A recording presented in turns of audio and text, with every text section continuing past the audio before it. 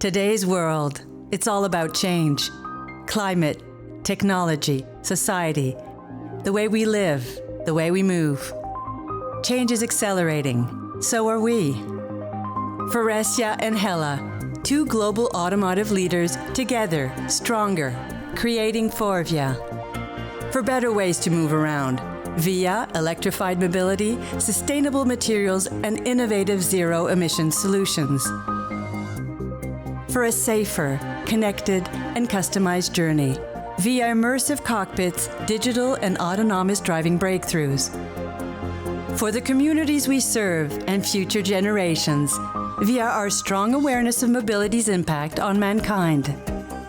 150,000 people across the globe with the bold mindset, methods, and energy to change mobility for millions. We are united in one vision, because mobility is at the heart of people's life and of what matters to them. Moving freely, caring for the planet their own way.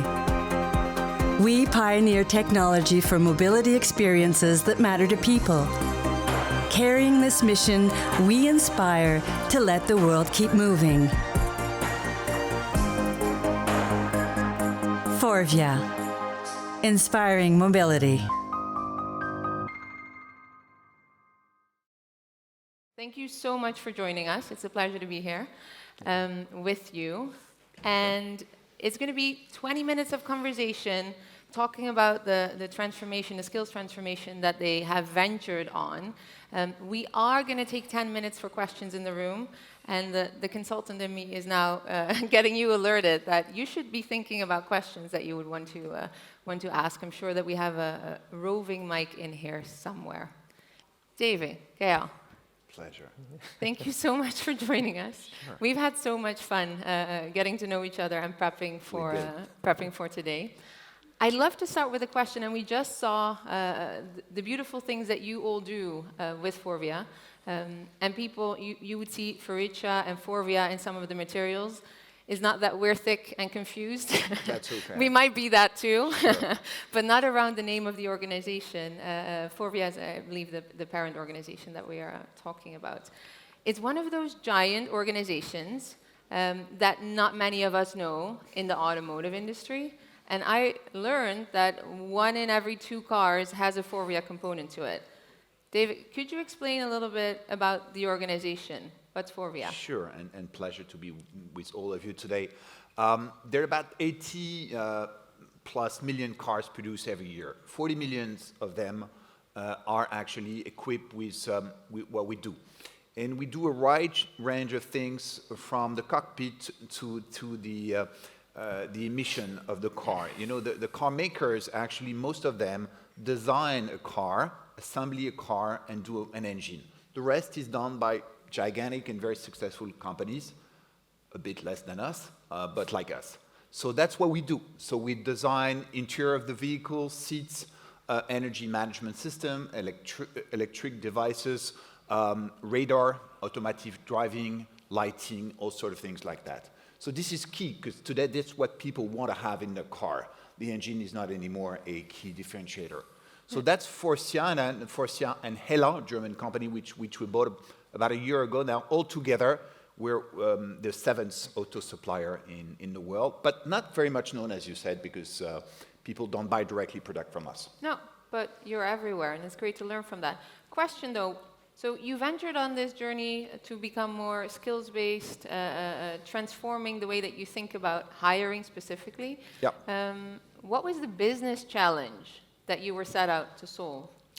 First of all, you have to think that in the car right now, there is AI everywhere. So there's been an appetite from our CEO and the executive committee of the company to push for business cases of AI in, of course, the business, the operation, the engineering, the manufacturing, but also in HR. And we're particularly, Gail and I, interested in that. The case was started as our responsibility in recruitment with the 2 things we're facing in recruitment in our business.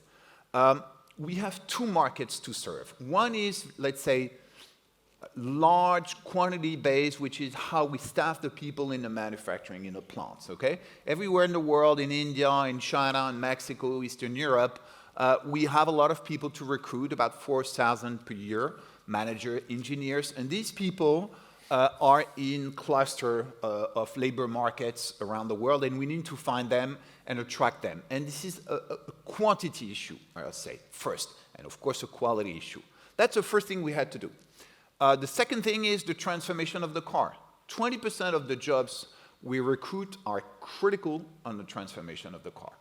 Plastic engineer on renewable material, software designer, electrical engineers in new kind of devices, energy management, hydrogen. All the things that you hear about that are bringing new competencies that are rare, not easy to find, for which we need methods and tools and approach to do that. That's the case for us to actually address these two markets together and work with Eightfold to first work on talent acquisition.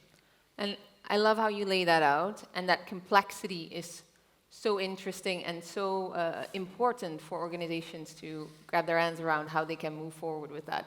Everyone is looking for hydrogen talent. Everyone is looking for talent that is in the engineering. Everyone's looking for Python skills, although we saw this morning that you might want to venture beyond Python skills, right? Sure, at a certain point. Sure. Yeah, I think you're right. The concept of talent war is a very large concept. You need to go into the reality of what it is. The talent war is actually broken down in countries where the war is very different. It is broken down by type of competencies and type of skills you're looking at, and some of them are available, quite available. Some of them are not. Some of them are actually very difficult to find or difficult to attract to your industry. If you're hydrogen, you might be attracted to energy companies or car makers.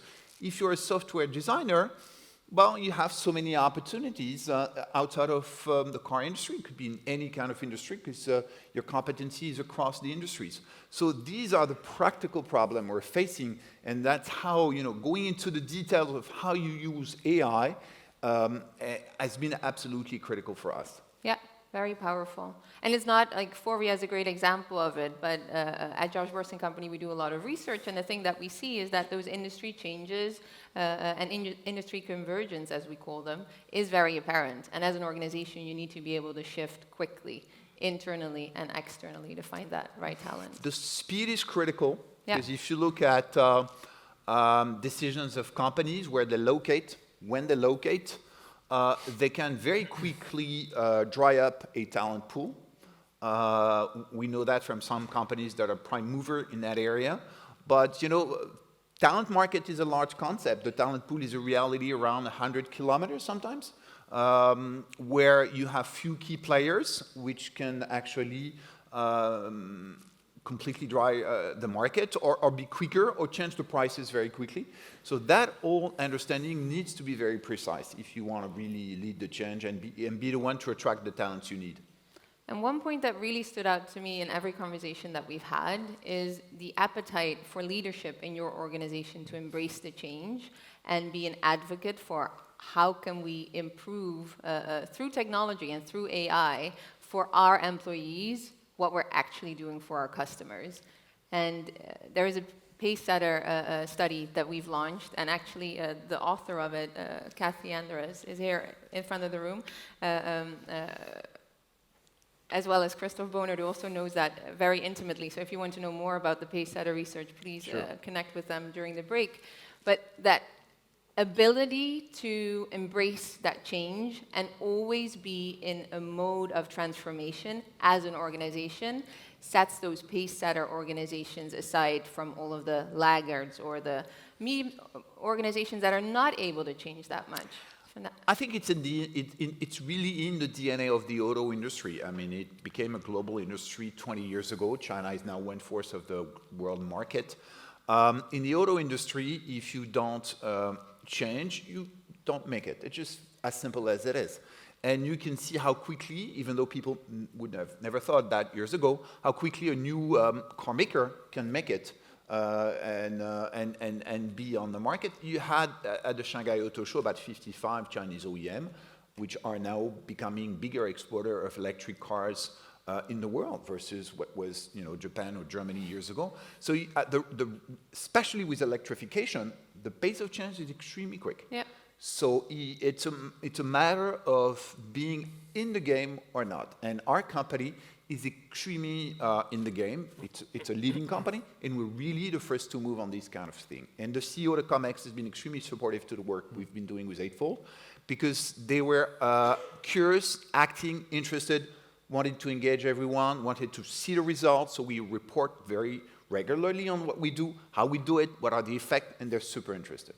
I know that some people in here would wish that they had leadership like that, and we can talk about that as well. Gail, Yes. question for you. HR Lab Director, you're actually tasked with implementing this, and even taking a step back, you were looking at all of these different technologies that are currently on the market and evaluating, like, what are these systems and what can they bring to us? So I have a question for you. How did that process go, and why Eightfold?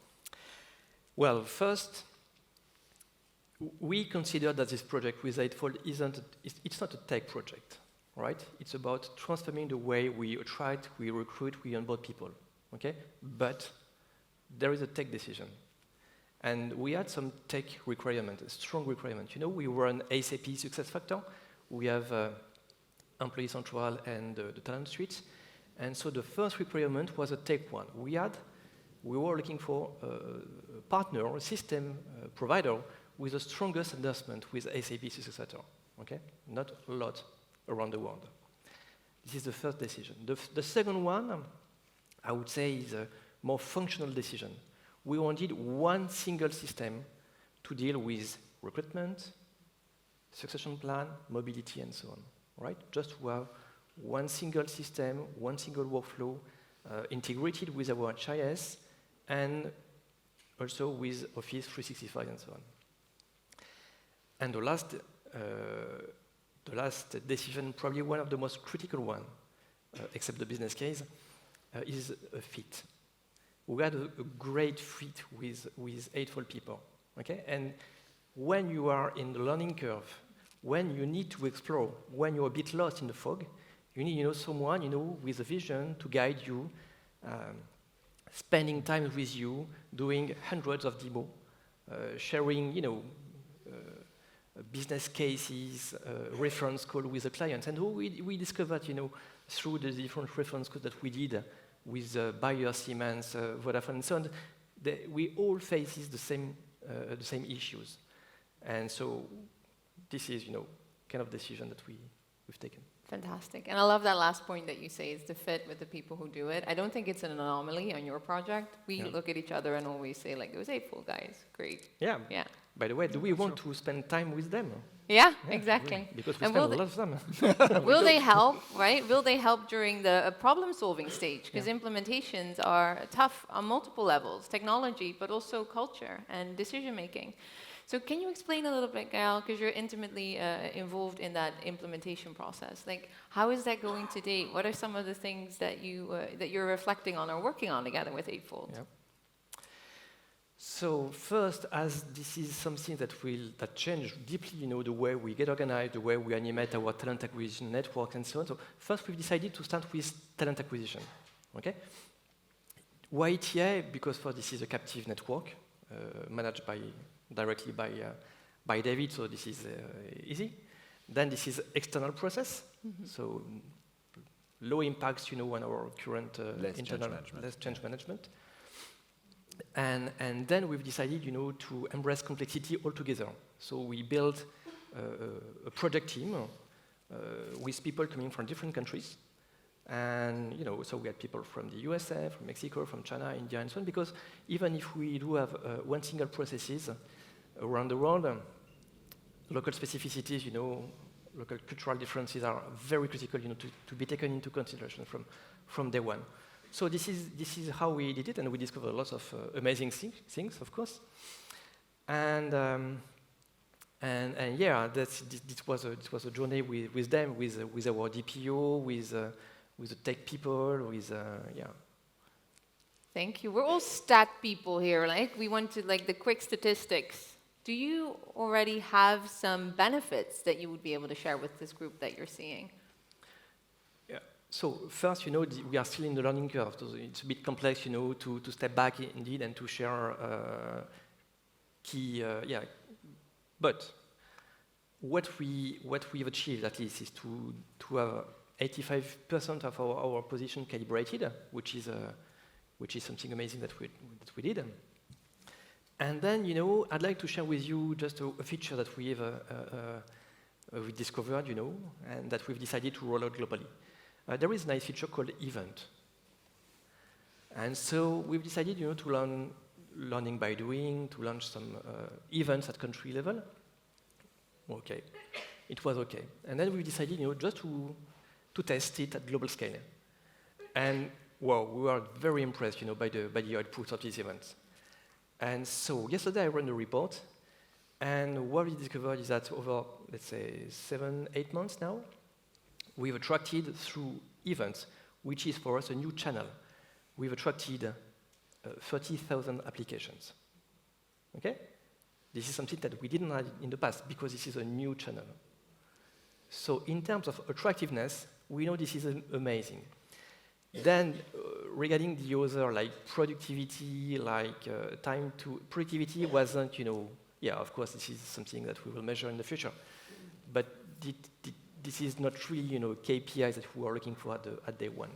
Yes, and that managing that complexity, venturing out in that complexity, having access to those 30,000 profiles, not having to look at them, right? Having that system to parse them. Yeah. I can imagine that that's speeding up a lot of things for you and for the organization, your time to market, so to say.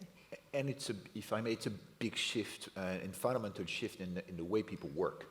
Because it's not only about the technique, of course, the AI does something for you, but you need to go into the routine of what people do. Yeah. How they wake up in the morning, logging into the computer, looking at different databases, looking at LinkedIn, looking at different stuff. The fact that Eightfold integrates all in one system in such a way that it falls into SAP, you have a shift in way of working, and you have a shift of mindset, as Gael said, because when you discover a channel you thought was minimal and becomes maximal, how do you address that as a team, not only individually, because the effects are for everyone. So these are big shifts in the way people work. A big shift. We tend to talk about automation to humanize work, right? AI to humanize work. Now your recruiters, the recruiting function, can really take more of that strategic role. How are folks responding to that? I'll say, I'm sure Gael will have some of his comments. It's a very important let's say, professional shift. Recruiters are proud of finding candidates. Mm-hmm. That's what they're proud of. And they're so proud of talking to the candidate and understanding if the candidate fits the organization. The first thing is fundamentally changed because there's much more that the algorithm does for them. So their pride is changing on that, okay? Not necessarily in a good sense, but they need to shift their time to the relationship with the candidate. So that's why I'm hearing and I'm listening to about Eightfold power. And for me, the major Eightfold power is beyond skill is the match. Is how do you improve the quality of the match? Match of everything. People joining your company, people getting to another job, people getting trained on something. It's the power of the match. And that is something very difficult to do. And very difficult to do for AI too, right? That's where you would really need that human intervention, that human connection. Yes, sure. You have all the skills, but are you the fit for that organization? We've got research on human-centered talent acquisition, and that's exactly it. Like, your recruiters make a difference supported by that technology. And the calibration is a human decision. Yeah. Yes. It's not an AI decision. A human decision, I really like that. At the end, the decision is taken by human people.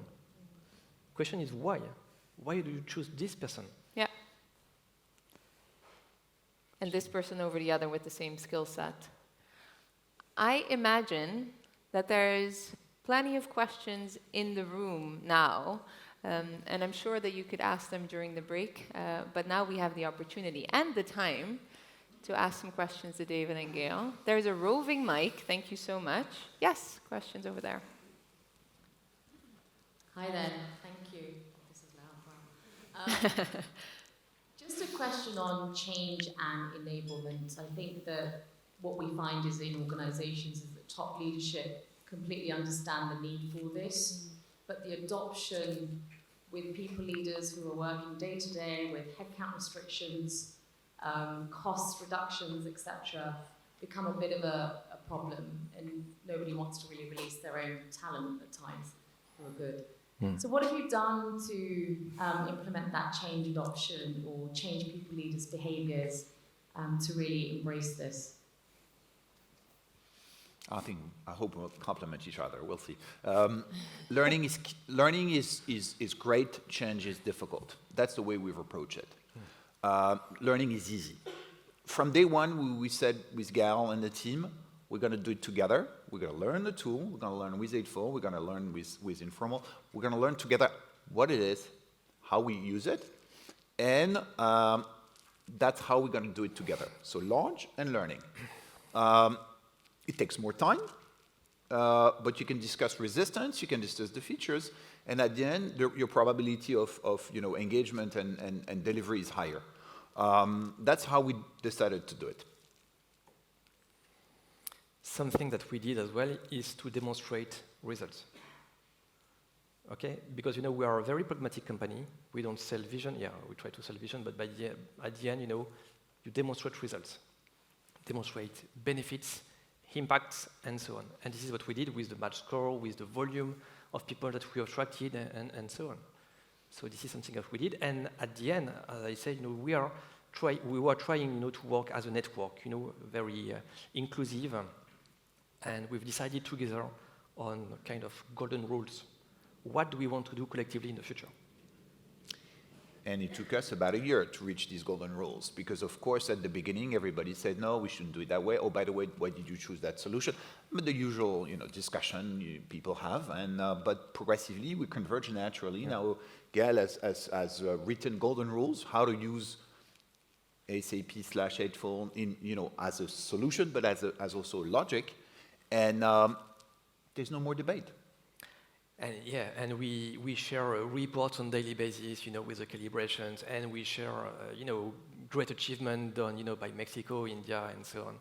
And we do all these change management usual things like recognizing, performance, like highlighting, the success did by, Alexandra in Mexico, in Portugal, and so on. So this is what we did. I love how you're even in that transformation, acknowledging that this is a time for transformation for people, and that learning is easy and change is hard. And also what is great is that, it's a great way as well to find new opportunities with our recruiters and to test something new. For instance, we had Roman in Germany who said, can we try this with Facebook and Instagram? Why not? Let's give it a try. Let's try it, yeah. Let's try it.